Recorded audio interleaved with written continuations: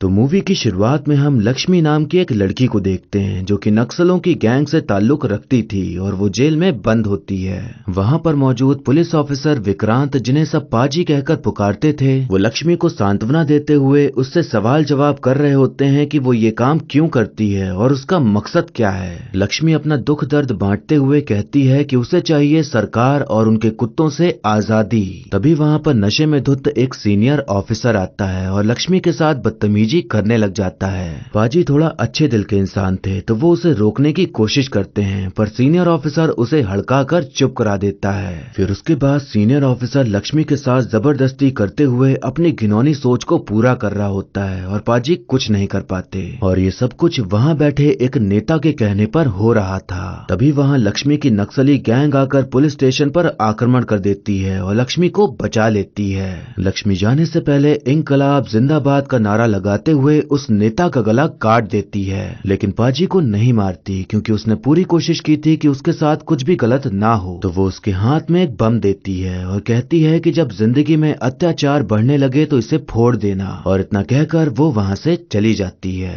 अब कहानी यहाँ से 13 साल आगे बढ़ती है और हम गोपाल नाम के एक पुलिस ऑफिसर को देखते हैं जो कि सस्ते होटल के रूम में एक खूबसूरत महिला के साथ गुलू गुलू करके मेल जोल बढ़ा रहे होते हैं, और वहीं कमरे के बाहर बैठकर पाजी पहरेदारी कर रहे होते हैं। तभी वहाँ कोबरा नाम का एक आदमी आता है जिसे सब भाऊ कहकर पुकारते थे, और पेशे से वो नशीला पदार्थ बेचने और गुंडई करने का काम करता था। भाऊ को पता चला था कि गोपाल उनके दुश्मन सुरुति से मिलकर नशीला पदार्थ सप्लाई कर रहा है, जिसके कारण उनका धंधा बंद हो रहा था। तो वो गोपाल को ठिकाने लगाने आए थे। अपनी मौत को सामने देखकर गोपाल उनके हाथ पैर जोड़ते हुए अपनी जान की भीख मांगने लग जाता है। भाऊ उससे कहते हैं कि अगर तुम सुरुति को ठिकाने लगा दो तो तुम्हारी जान बख्श दी जाएगी और मुंह मांगी कीमत भी दी जाएगी। गोपाल एक नंबर का लालची और मतलबी किस्म का इंसान था, तो वो पैसों के लिए इस काम को करने के लिए तैयार हो जाता है। गोपाल और पाजी दोनों सुरुति के अड्डे पर जाकर धड़ाधड़ गोलियां चलाने लग जाते हैं, जिससे कि वहां मौजूद सभी लोग मारे जाते हैं और उसी में सुरुति भी निपट जाता है। गोपाल को वहां पर नशीले पाउडर से भरे 2 बैग दिखते हैं, तो उसके अंदर मौजूद लालची कुत्ता भौंकना शुरू कर देता है और सोचता है कि अगर वो इनको बेचेगा तो उसे खूब पैसा मिलेगा। पाजी नशीले पदार्थ से भरे बैग्स को साथ में ले जाने के लिए मना करने लगते हैं क्योंकि उससे वो फंस सकते थे, लेकिन गोपाल सीनियर होने का फायदा उठाते हुए उन्हें चुप करा देता है और बैग लेके चल देता है। रास्ते में नाकाबंदी लगी हुई थी, तो गोपाल अपना आईडी कार्ड दिखाते हुए सोचता है कि वो तो खुद पुलिस वाला है तो उसे कौन ही रोकेगा, लेकिन पुलिस ऑफिसर उसे सीधा उससे भी सीनियर ऑफिसर के पास पहुंचा देते हैं क्योंकि उन्हें खबर मिल गई थी कि सुरुति को उन लोगों ने ही मारा है। पुलिस वालों के भी अपने कुछ नियम कानून होते हैं जिसे गोपाल पूरी तरह से तोड़ ताड़ के काम कर रहा था, और उसकी गाड़ी से नशीले पाउडर से भरे बैग भी मिले थे, जिसके चलते उन दोनों को सस्पेंड कर दिया जाता है। उन्हें खबर मिलती है कि पम्मी नाम की एक नई ऑफिसर आई हैं जो कि उनको सस्पेंड होने से बचा सकती हैं, तो वो लोग उनके पास पहुंच जाते हैं मदद मांगने के लिए। पुलिस ऑफिसर पम्मी भी कोई दूध की धुली नहीं थी, तो वो कहती हैं कि 2 करोड़ रुपए दोगे तो तुम्हारा सस्पेंशन रुक जाएगा। अब दोनों लोग परेशान होते हैं कि इतने पैसे कहां से लाएं, तो पाजी गोपाल के ऊपर भड़कने लगते हैं कि अगर वो बैग ना चुराया होता तो अच्छा होता। इन सब बातों को लेकर उन दोनों में बहसबाजी शुरू हो जाती है और फिर उनके रास्ते अलग हो जाते हैं। गोपाल को इधर उधर से खबर मिलती है कि एटीएम में पैसे डालने वाली जो वैन होती है उसमें करोड़ों में पैसा होता है, तो अगर उसे लूट लिया जाए तो सारा मामला सेट हो जाएगा।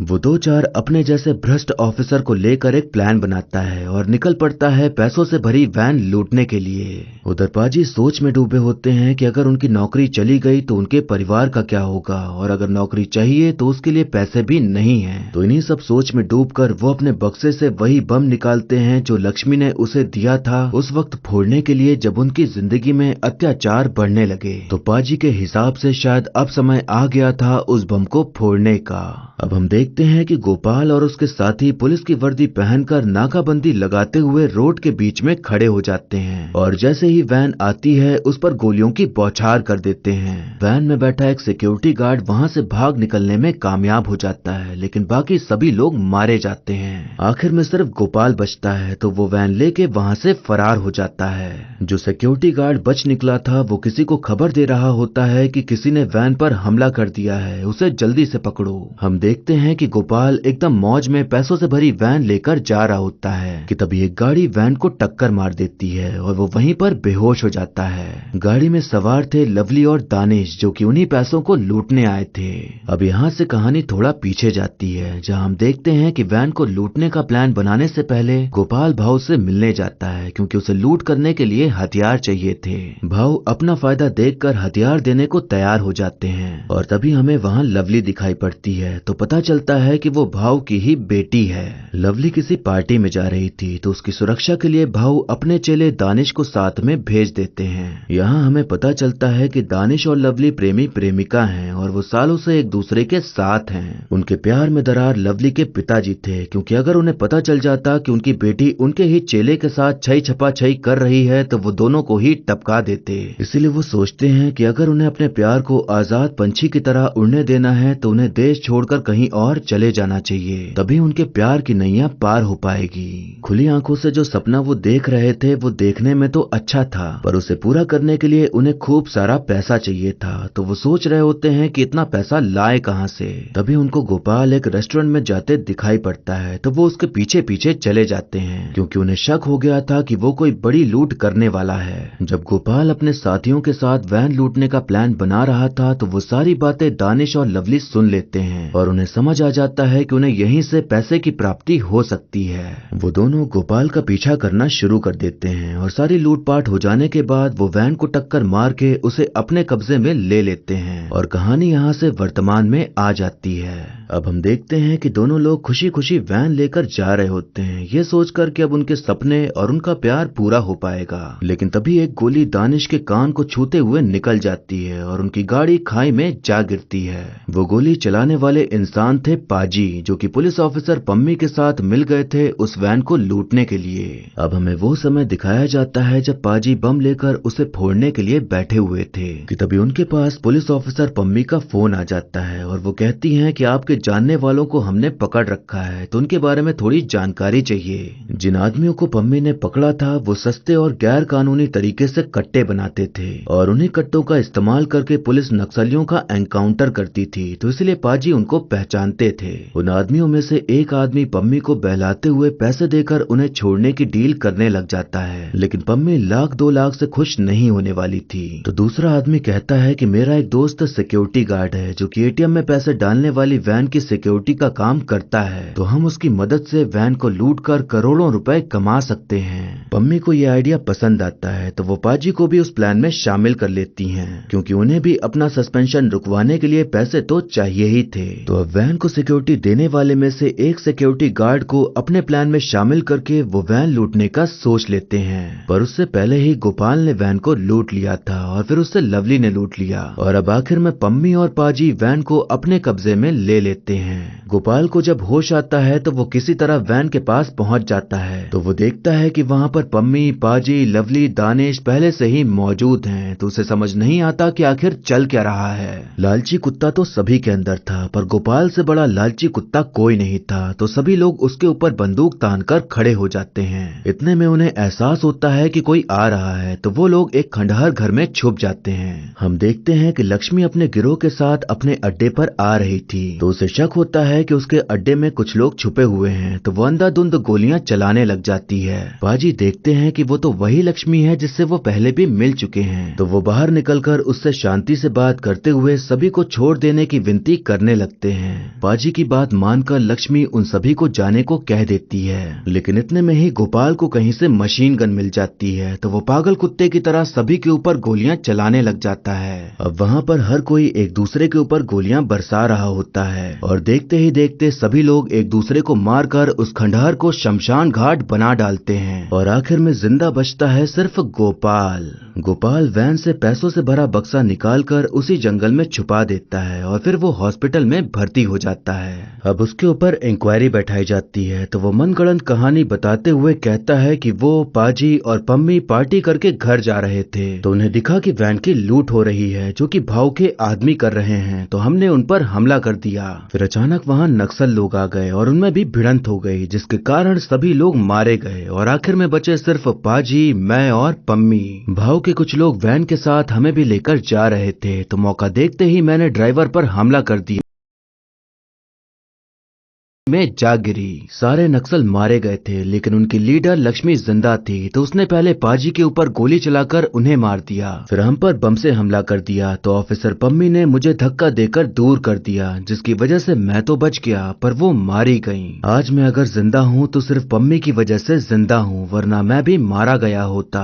उसकी झूठी कहानी के हिसाब से उसकी जांबाजी को देखते हुए सरकार की तरफ से उसे मेडल से नवाजा जाता है, और उसकी बहादुरी की चर्चा सभी को सुनाने के लिए न्यूज चैनल वाले उसका इंटरव्यू भी लेते हैं, और वो अपने झूठ के चलते हर जगह छा जाता है। अब हम देखते हैं कि गोपाल ताज होटल में कमरा बुक करके अपनी फैमिली के साथ बढ़िया समय बिता रहा होता है, क्योंकि अब उसके रास्ते में आने वाले सभी लोग किनारे हो गए थे और सारा पैसा लूट कर वो करोड़पति भी बन गया था। तो वो मस्त आराम से पूल में बैठकर अपनी हसीन जिंदगी के मजे ले रहा होता है। तभी टीवी पर हमारे प्रधानमंत्री मोदी जी आते हैं और कहते हैं कि भ्रष्टाचारी और काला धन खत्म करने के लिए आज रात 12 बजे से 500 और 1000 के नोट लीगल नहीं रहेंगे।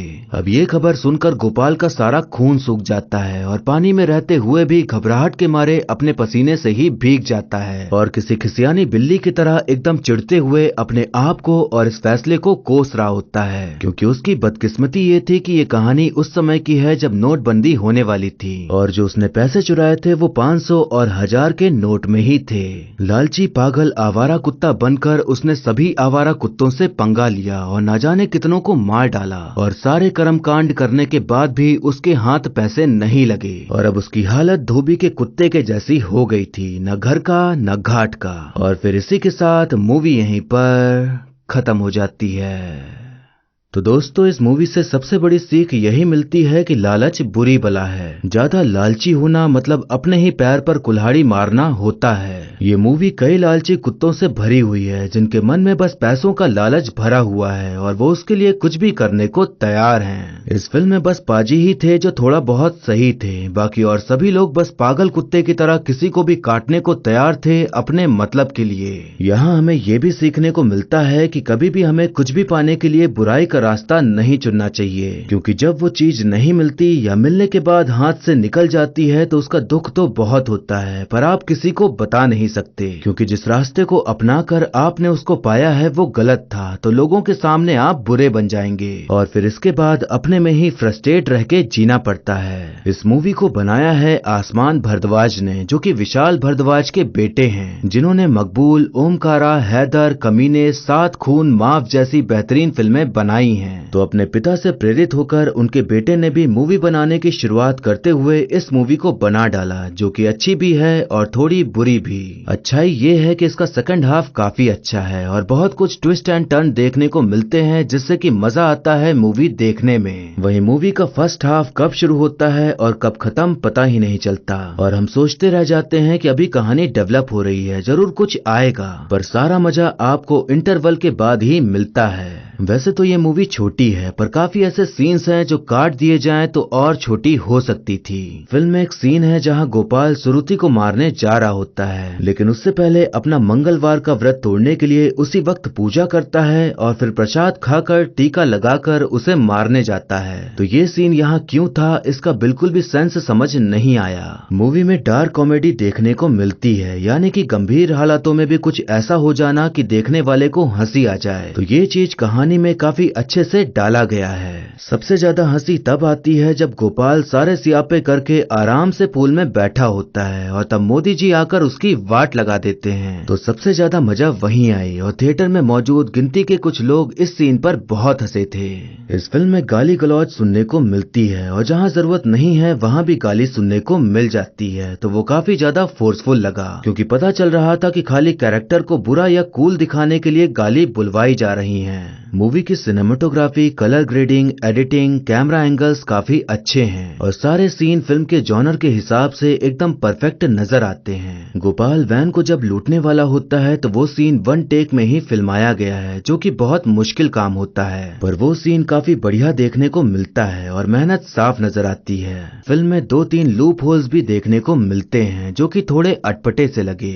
जब दानिश और लवली देश छोड़ने का प्लान बना रहे थे तो उन्हें गोपाल दिखा, तो वो उसके पीछे ऐसे भागे जैसे उन्हें पहले से ही पता हो कि उसके पास पैसे हैं या पैसे पाने का तरीका है। मान सकते हैं कि जब गोपाल हथियार लेने भाऊ के पास गया था तब दानिश वहीं खड़ा था, पर गोपाल ने अपने प्लान के बारे में कोई भी बात नहीं की थी। तो वैसे क्यों भागे जैसे उन्हें पूरा यकीन हो कि उसके पास कोई प्लान है। यहाँ ये हो सकता था कि वो दोनों पहले से ही रेस्टोरेंट में बैठकर बात कर रहे होते, फिर वहाँ गोपाल आता और उसकी बातें सुन लेते, तो तब यहाँ थोड़ा ज्यादा सेंस बनता।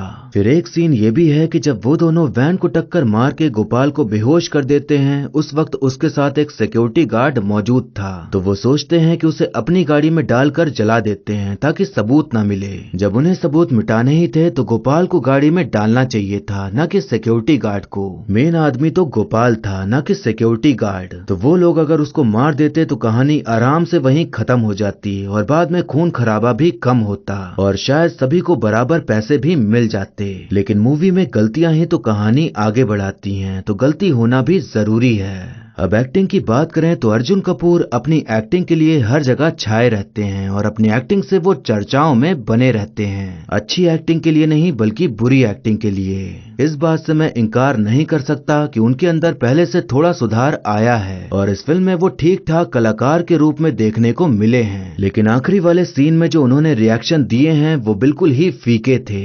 मतलब आप इमेजिन करिए कि आपने ना जाने कितने लोगों को मारा है 3-4 करोड़ रुपए पाने के लिए, और कोई एकदम से आके कह दे कि वो सारे रुपए बर्बाद हैं क्योंकि वो अब नहीं चलेंगे, तब आपकी कितनी ज्यादा खिलसेगी। हाँ, मानता हूँ कि उस फीलिंग को दिखाने के लिए सभी का रिएक्शन अलग अलग हो सकता है और ये फीलिंग एकदम शांत बैठकर अपने चेहरे के हाव भाव से भी दिखाई जा सकती है, पर मुझे वो भी देखने को नहीं मिला। कुल मिलाकर अर्जुन भैया को थोड़ा और बेहतर करना चाहिए था, क्योंकि उस समय जो रिएक्शन दिखना चाहिए वो दिखा नहीं और वो सीन काफी ज्यादा फीका सा रह गया। वहीं तब्बू जी ने अपने रोल को काफी अच्छे से निभाया है और उनका पुलिस वाला गुंडी का कैरेक्टर हमें शायद पहली बार देखने को मिला है। सच बताऊं तो उनके मुंह से गाली बिल्कुल भी अच्छी नहीं लग रही थी, क्योंकि मैंने पहले कभी उनके मुंह से नहीं सुनी, तो थोड़ा अजीब लग रहा था। ये बुराई नहीं, बस मेरी अपनी फीलिंग्स हैं उनको लेकर जो मैं आपसे शेयर कर रहा हूँ। बाकी और जितने भी कलाकार इस फिल्म में मौजूद हैं उन सभी ने अच्छा काम किया है और सबकी एक्टिंग बढ़िया देखने को मिलती है। ये बहुत ज्यादा अच्छी मूवी तो नहीं है, लेकिन थोड़ी बहुत अच्छी तो है ही। विशाल भारद्वाज ने बनाई थी कमीने, फिर उनके बेटे ने बनाई कुत्ते, अब आगे पता नहीं क्या आने वाला है। फनी बात यह है कि पहले भेड़िया आई, फिर कुत्ते आई और अब लकड़बग्घा भी आ गई है। तो अब आगे चलकर बिलौटा, चुहिया, सपोला करके भी कोई फिल्म आ जाए तो कोई बड़ी बात नहीं होगी और इनका भी कोई एनिमल वर्स बन जाएगा।